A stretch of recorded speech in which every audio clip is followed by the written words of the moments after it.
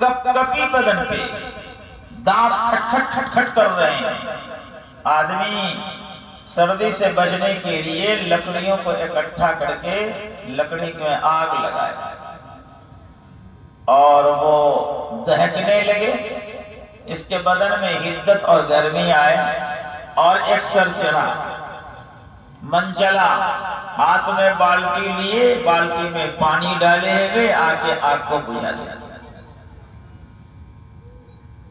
Heater آپ نے جلایا ہے اور بٹن اس کا آن کیا، دوسرا آدمی آ کے بٹن آف کر دے، تیسرا آدمی آ کے حجت اور بحث و مباحثہ کے لیے وائر کو کاٹ دے، تار کو کٹ اپ کر دے، کنیکشن ختم کر دے۔ جہاں سے آگ ملنی تھی پانی دے کے بجھا دیا، جہاں سے ہیٹر کو گرم ہونا تھا اس کا کنیکشن آپ نے کٹ اپ کر دیا، کہاں سے روشنی ملے گی، کہاں سے حدت اور گرمی آئے گی؟ ویسے ہی اس علم کی نورانیت کی بنیاد پر جہالت اور تاریکی دور ہوتی، اختلافات اور انتشار کی فضا نے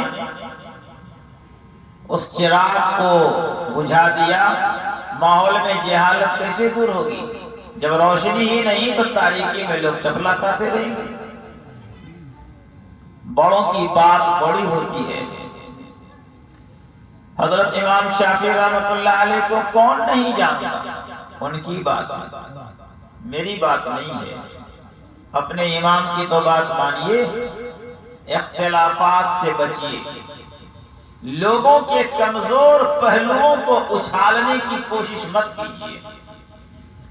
ہم اپنے مسئلے میں کل قیامت کے دن جواب دہ ہوں گے، آپ سے میرے بارے میں سوال نہیں ہوگا تو آپ کے پیٹ میں کیوں درد ہو رہا ہے کہ مولانا صاحب ایسا کیوں کر رہے ہیں؟ آپ کے بارے میں مجھ سے بھرے محشر سوال نہیں ہوگا، آپ کو اپنی زندگی کے کیے ہوئے ایک ایک عمل کا اللہ کو حساب دینا، مجھ کو اپنا حساب دینا۔ ہر آدمی اپنے آخرت بنانے کے سلسلے میں فکر کرے۔ آپ قابل مبارکباد ہیں۔ میں اس مزار پور گھاٹ کے تمام مومن مرد اور عورت بھائیوں سے بہنوں سے گزارش کرتا ہوں، یہ دارالعلوم کمالیہ جہاں باہر کے بچے آ کے پڑھ کے جا رہے ہیں، آپ اس کو اپنے مقام کا مرکزی ادارہ بنائیے اور اپنی فکروں سے اس کو مرکزیت کا مقام دیجیے۔ کہیں ایسا نہ ہو کہ اختلاف اور انتشار کی بنیاد پر، مسلکی تعصب کی بنیاد پر ہماری بیٹیاں جاہل رہ جائیں اور اس کو طہارت اور پاکی اور ناپاکی کا مسئلہ بھی معلوم نہ ہو۔ نبی اکرم صلی اللہ علیہ وسلم کا لایا ہوا کلمہ، لائی ہوئی شریعت، لایا ہوا دین ہمارے بال بچوں کی زندگی میں نہ ہو۔ بدعت اور خرافات کے ذریعے ہماری عاقبت خراب نہ ہو۔ معمولی مقامات پہ ہمارا ایمان بکتا ہوا نظر آتا ہے اور ہمارے ایمان کا سودا شیطان کر لیتا ہے اور ہم کو پتہ بھی نہیں چلتا کہاں کہاں ہم شرک کر رہے ہیں، کہاں کہاں غلط کر رہے ہیں۔ جھینگا، گھیرا اور کدو کا پیڑ، اس کی لت میں بھی ہمارا ایمان چلا جا رہا ہے۔ ٹٹی کے گھر میں میرا ایمان چلا جا رہا ہے۔ ٹٹی پہ مٹی لیپ دیا اور مٹی کے اوپر کارک اور چونا لگا دیا، اور کسی نے اپنے گھر کے اوپر جو ہے سوپ لٹکا دیا اور ایک آدمی مجسمہ بنا کر کے کھڑا کر دیا اور ہاتھ میں جھاڑو دے دیا ہے، ہاتھ میں لاٹھی پکڑا دیا ہے، سوپ پکڑا دیا ہے، کہیں کسی نے چپل ہاتھ میں لٹکا دیا ہے کہ اگر تم بری نظر میری طرف ڈالو گے کسی جوتا سے ماریں گے۔ ہم زندہ انسان آپ کو اپنی آنکھ سے نہیں بچا سکتے تو ایک مجسمہ دھان کا لڑوا اس کو باندھ کر کے اور ہانڈی چہرے پہ رکھ کے آنکھ کی شکل بنا دیا، منہ کی شکل بنا دیا، لٹکا دیا اور ہاتھ لٹکا بنا کر کے لٹکا کر کے سو پر جوتا اور چپل لٹکا دیا۔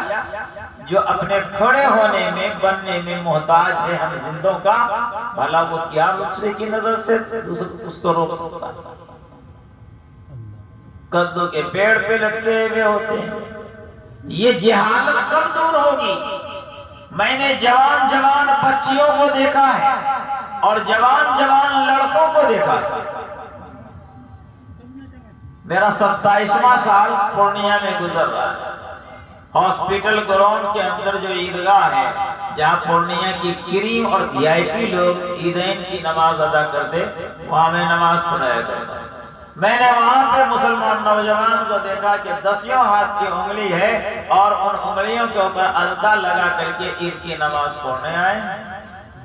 علماء کرام موجود ہیں، ان علماء کرام سے پوچھئے کہ ناخن کے اوپر جب التا لگ جائے گا تو پانی ناخن کے اوپر نہیں پہنچے گا، جب نہیں پہنچے گا تو وضو نہیں ہوگا۔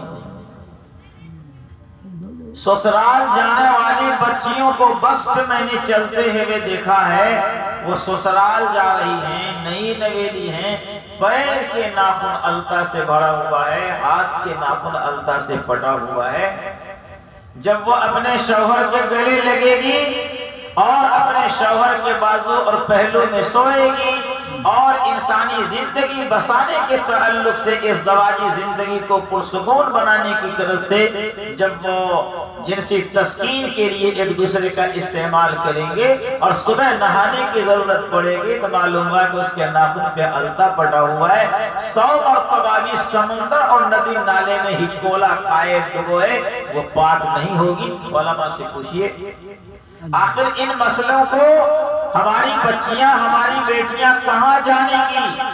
اگر یہی بغض اور عناد اور بیر مدرسوں سے رہا تو یقین جانیے کہ ناپاکی کی حالت میں اور بے ایمانی کے عالم میں ہر عمل کی ایک تاثیر ہوتی ہے۔ ناپاکی بے ایمانی کی طرف لے جاتی ہے، بدعملی کی طرف لے جاتی ہے اور انسان کی بدعملی بے ایمانی کے گھاٹ اٹھا دیتی ہے۔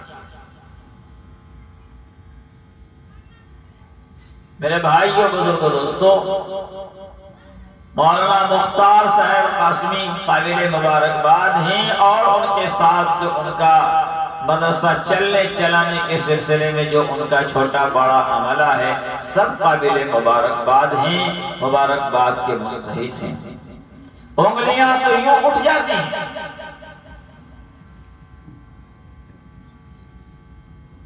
سراسر انگلی لوگ اٹھا دیتے ہیں، لیکن سینے کے اوپر ہاتھ رکھ کر شاید لوگ نہیں سوچتے کہ جس کی طرف میری انگلی اٹھ رہی ہے اس ادارے کو اس آدمی کے تعلق سے ہم نے پورے سال میں کئی روپیہ دیا۔ 5 روپیہ تو دیتے نہیں، 50 روپیہ اور 5 لاکھ اور 25 لاکھ کا حساب پوچھتے ہیں۔ یہ کتنی بڑی بے ایمانی ہے۔ ویسا گردہ ویسا جگر چاہیے اور ویسی صداقت اور سچائی چاہیے۔ حضور اکرم صلی اللہ علیہ وسلم کی جانشینی علماء حاضر کو حاصل ہے۔ علماء زمانہ وراثت نبی کا تاج سروں پہ لے کے پھر رہے ہیں، یہ ان کی مجبوری ہے کہ وہ اس وراثت کی لاج رکھیں۔ یہی مجبوری اس گھاٹ پہ ڈگر پہ چلتے پھرتے علماء کو مجبور کر رہا ہے کہ وہ مدارس اور مکاتب کا جال بچھائیں، ورنہ وراثت نبی کی حفاظت نہیں ہوگی، اس کی صیانت نہیں ہوگی۔ یہی مجبوری ہے، ورنہ پیٹ چلانے کے لیے 2 روٹی کمانے کے لیے کیا ٹھیلا نہیں چلا سکتے ہیں، رکشہ اور ٹیمپو نہیں چلا سکتے، بازار کی منڈیوں میں پان کی دکان نہیں کھول سکتے، چائے کی دکان نہیں کر سکتے، سائیکل پہ کپڑا کا گٹھا لے کے بیچ کے 1000 روپے یومیہ ہم نہیں کما سکتے۔ کمانے کا شعور ہے، کمانے کی قوت ہے، کمانے کی استعداد ہے، لیکن اگر سب یہی فکر کر لیں گے تو ویرانے میں جا کر کے کون مدرسہ کھولے گا؟ اس آبادی کے لوگ کیسے قرآن کریم پڑھیں گے؟ کہاں جا رہا ہے؟ حضرت مولانا اشرف علی تھانوی رحمت اللہ علیہ مدرسہ والے کو کہتے ہیں یہ جو در در بھکاری بنے مانگے پھرتے ہو، ارے تمہارے مدرسے میں افلاس کوسوں دور رہے گا، ہمت نہیں ہے تو وہ غریبی تمہارے مدرسے کے گیٹ پہ دستک دے دے۔ اگر غربت کو اور افلاس کو مدرسے سے دور کرنا ہے تو صرف دو کام کر لو، دو کام کر لو۔ ہم مدرسہ والوں کے لیے بڑی عبرت ہے، بڑا تعزیانہ ہے۔ فرمایا کہ دو کام کر لو، ایک کام تو تعظیم قرآن کا ہے، قرآن کی جو صحیح عظمت ہے، اس کا جو احترام ہے وہ تمہارے دل کے اندر آ جائے کہ یہ اللہ کی کتاب ہے، کلام الہی ہے، ڈائریکٹ اللہ رب العزت کے زبان سے نکلا ہوا یہ لفظ ہے جو امانت کے طور پہ ہم انسانوں کو ملا ہے۔ وہ خدا کتنا پاک، اس خدا کی زبان سے نکلا ہوا کلام کتنا پاکیزہ، جو خدا اتنی کبریائی کا مالک، عظمت کا مالک، اس خدا کی زبان سے نکلا ہوا کلام کتنی بزرگی اور شرافت کا مالک۔ یہ ادب اور احترام ہے، اس جذبے سے قرآن کریم کی تعظیم کی جائے۔ یہ نہیں کہ بڑھیا بڑھیا جذبدان لگایا جیسے لڑکیوں کو دلہن بننے کے دن سجایا جاتا ہے، ایک سے ایک کپڑا خرید کر کے، اور ویسے ہی دلہن نما کپڑے کو خرید کر کے لا کے قرآن کا جذبدان بنا دیا، سینے سے لگا رہے ہیں، چما چاٹی کر رہے ہیں، دلہن ہے دلہن ہے، کائے کر رہے ہو؟ تو قرآن کا احترام کر رہے ہیں۔ یہ قرآن کا احترام، قرآن کا احترام ہے کہ اس کے حق کو ادا کرتے ہوئے پڑھیے۔ تو ایک تو یہ کہ اگر غربت اور افلاس سے مدرسے کو بچانا ہے اور ڈگر ڈگر بھیک منگی سے اپنی ذات کو، اپنی عزت کو محفوظ کرنا ہے تو قرآن کریم کی عظمت اس تعلق سے بحال کرنا ہوگا جو قرآن کی شان ہے، اور قرآن چونکہ خدا کی ذات سے نکلا ہوا کلام ہے، کلام الہی ہے، تو جو خدا کا مقام ہے، خدا کے مقام کا درجہ دیتے ہوئے کہ اس کا پاٹ پرزا ہے، اس کی زبان سے نکلا ہے، خدا کے اندر سے یہ بات نکل کر میرے پاس آئی ہے، اس درجے میں ہم کو اپنے دل کے اندر رکھنا ہوگا۔ اور دوسری چیز تصحیح قرآن، قرآن کو پڑھا جائے لیکن قرآن کو صحیح پڑھا جائے اور صحیح پڑھایا جائے۔ میں نے ابھی پورنیہ کے ایک میلاد میں خالد صاحب بھی موجود تھے، مرنی کا میلاد تھا، لیکن مرنی میں یہ کرنی چلانا پڑا ہم کو کہ گھر میں ٹولہ محلہ میں بیوہ ہو گئی، تو اب بڑھیا کو لگا شوق کہ اب تو کوئی دکان چلنے کو نہیں ہے، تو سستا سودا ہے اسکول کانوینٹ مدرسہ کھول دو، تو وہ بھی لگا ہاتھ میں رجسٹر گھمانے، مسلح لگانے، ہم میلاد بھی پڑھ دیں گے ببو، آدھا میلاد بھی ہم پڑھنا جانتی ہیں، میلاد بھی کر دیں گے، مردانہ تو مردانہ کرے گا، زنانہ میلاد ہم کر دیں گے، چل بھائی کر لے، بڑی اچھی بات ہے۔ ہم قرآن شریف بھی پڑھا دیں گے، نورانی قاعدہ بھی پڑھا دیں گے۔ اب قرآن شریف جو پڑھتی ہے تو معلوم ہوا کہ 95% قرآن غلط پڑھتی ہے۔ میں نے دلیل دے کے سمجھایا پورنیہ والوں کو کہ آپ نہیں سمجھیں گے، مزار گھاٹ والے پورنیہ والوں کو سمجھایا کہ میں لڑکی کے مدرسے میں صدر مدرس ہوں، اور 17 سال کی 15 سال کی لڑکیاں ٹولہ محلہ کی بیوہ عورت سے جو ٹیوٹر کے طور پر استعمال ہو رہی ہیں، ٹیوشن پڑھاتی ہیں، ان پیشہ ور عورتوں کے پاس سے پڑھ کے آئی، ماں اور باپ جاہل ہیں، رکشہ پولر ہیں، وہ سمجھتے ہیں کہ میری بچی نے فلانیہ کے پاس قرآن شریف پڑھ لیا، مہینہ کیا لگا تو 100 روپیہ مہینہ، اور جب وہ قرآن پڑھ کے آتی ہے تو اس کو ہم کہتے ہیں اب تم کو یہ سر میں قرآن پڑھائیں گے۔ تو ہمارے گھروں میں بھی خیر آئے گی، برکت آئے گی، رحمت آئے گی، اور فقر و فاقہ کا پہرا نہیں ہوگا، افلاس نہیں ہم کو چھپائے گا، افلاس اور محتاجی سے ہماری حفاظت ہوگی۔ یہ جائے کہ مدرسہ جہاں اللہ کے حبیب کے مہمان آئے، ارے کبھی بھوکے رہے تو گھر سے دودھ کا پیالہ آیا تو بلال حبشی کو بلایا کہ بلال، پیارے بلال سامنے آؤ، دیکھو یہ دودھ کا پیالہ آیا ہے، بلاؤ صفہ والوں کو کہاں ہے؟ تو حضرت بلال انسان تھے، ان کے دل میں بات آئی کہ معاملہ گڑبڑایا، ایک گلاس دودھ 70-72 کی تعداد میں ادھر بیٹھے ہیں صفہ میں، صاحب صفہ، کہا جا رہا ہے سب کو بلاؤ، جب نمبر آئے گا تو کہے گا بلال تم ہی پلاؤ، تو سب جب پی لے گا تو بلال کو کیا بچے گا؟ پیارے آقا کا حکم تھا بلاؤ سب کو، سب آ گئے، پیاس لگی ہے، بھوک لگی ہے، تو سب لگے ایسے کرتے ہیں، ہاں پیٹ دیکھتے ہیں ایسے ہو، کہا بلال لو بسم اللہ کرو پلاؤ۔ اب گلاس اٹھا کے سب کے منہ میں لگایا، پی رہے ہیں، حضور واچ کر رہے ہیں، اور پیو اور پیو۔ اب نہیں یا رسول اللہ اب کہاں جگہ ہے؟ پھر اس کو 70-72 کی تعداد کم و بیش ہوتی رہتی تھی، 70-72 کی تعداد میں رہنے والے اصحاب صفہ نے ایک گلاس دودھ کو پیا اور مست ہو گئے۔ اس کے بعد کہا کہ بلال اب میری اور تیری باری، پہلے تم کی ہم۔ تو بلال نے ادباً کہا پیارے آقا پہلے آپ۔ تو آقا نے شفقت اور محبت سے کہا نہیں بلال، جب سب لوگوں نے پی لیا تو اسی کا تو تم یار دوست ساتھی ہے، پہلے بلال اس کے بعد محمد۔ تو حضرت بلال نے کیا۔ اب حضرت بلال کو گردن دبا رہے ہیں پیارے آقا، اور پیو اور پیو۔ حضرت بلال اندر اندر شرمندہ ہو رہے ہیں کہ میرے دل میں بات تھی بچے گا کہ نہیں بچے، یہاں وہ ناٹکم ہو رہا۔ جب حضرت بلال نے ہمت ہار دی تو کہا اب لاؤ پیالہ، اب ہم بچے ہیں۔ آقا صلی اللہ علیہ وسلم نے پی لیا۔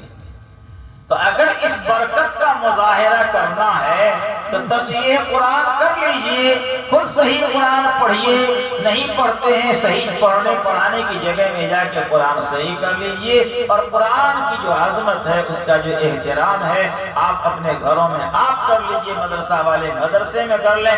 دیکھیں کیسے غربت اور افلاس مدرسے میں ڈنکا پیٹتا ہے، لاٹھی مار کے غریبی کو بھگا دیں گے، اور ڈگر ڈگر ڈگر ڈگر پھرنے کی اور فقیری کا لباس پہن کے چکر لگانے کی ضرورت تو پڑے گی، لیکن ضمیر فروشی کے ساتھ چندہ نہیں کریں گے۔ آپ کو ضرورت ہے کہ آپ چندہ دے کے مدرسے کے وجود کو باقی رکھیے۔